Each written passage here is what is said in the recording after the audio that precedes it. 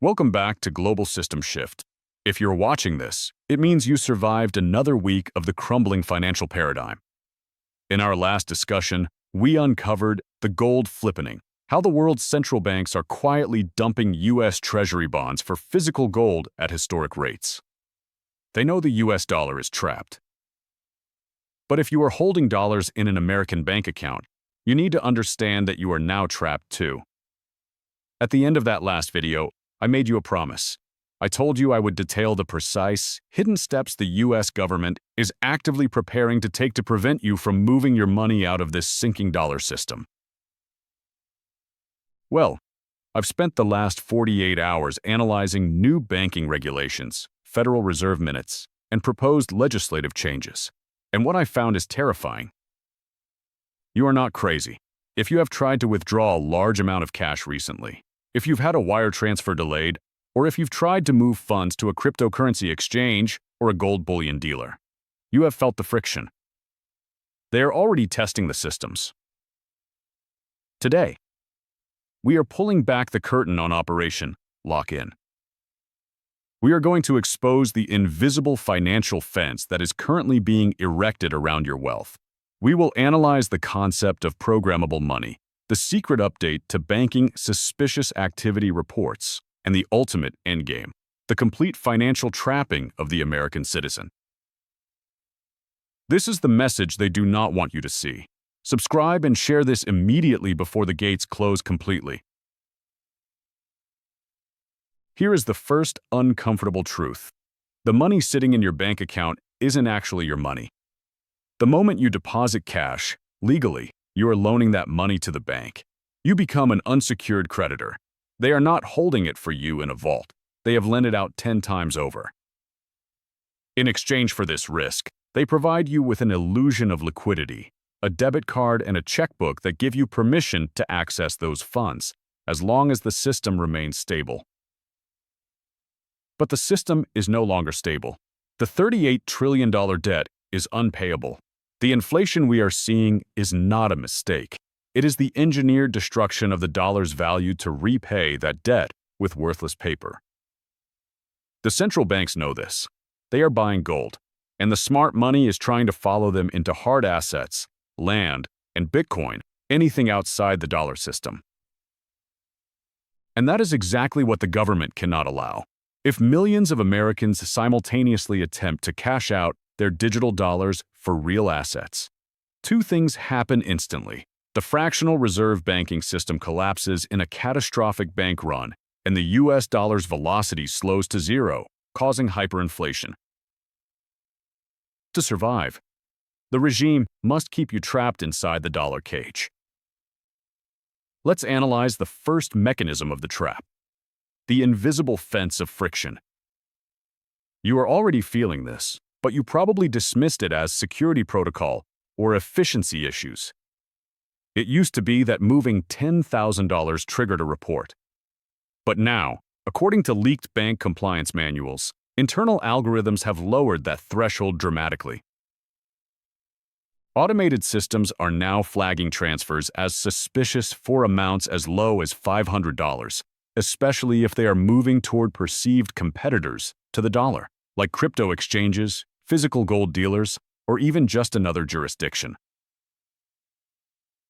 Have you tried to make a perfectly legal purchase and had your card denied, only to spend 30 minutes on the phone with fraud prevention to approve a $200 transaction? That is not security. That is friction testing. Under the updated FinCEN, Financial Crimes Enforcement Network, guidance for SARs, suspicious activity reports, for 2026, the definition of suspicious has expanded to include any transaction that indicates an attempt to preserve purchasing power outside the banking system. They are essentially identifying the exits and putting up barriers. In a moment, I'll reveal how they plan to make this frictionless for them, but impossible for you. But first, you need to understand the ultimate tool of control. And that brings us to the second and most devastating mechanism: programmable money, the CBDC endgame. The Federal Reserve and the Treasury are accelerating the development of the U.S. CBDC, central bank digital currency. You've been told it's about faster payments and financial inclusion. Those are lies designed to get your consent for your own imprisonment. The core function of a CBDC is not efficiency. It is programmability. Your current dollar is fungible. $1 buys bread just as well as it buys a book. Programmable money changes everything. It means the issuer, the Federal Reserve, gets to decide what you can buy, when you can buy it, and if you can buy it at all. Imagine this scenario, which is now technically possible and legally proposed.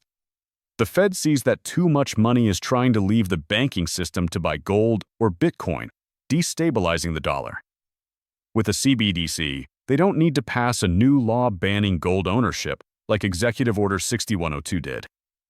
They simply flip a switch and program your digital wallet to make transfers to known gold dealers or crypto exchanges completely invalid. Transaction denied, non-compliant asset purchase. Your money becomes a voucher system. The exits are electronically welded shut. You are trapped.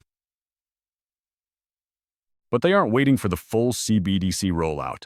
They are already implementing the third mechanism, Operation Choke Point 2.0, targeting the exit ramps. This is the deliberate, coordinated regulatory assault on the banks, fintech companies, and custodians that provide services to hard asset markets. The FDIC and the Office of the Comptroller of the Currency have been pressuring banks, not through law, but through guidance and supervisory expectations, to debank entities dealing in gold, silver, and cryptocurrency.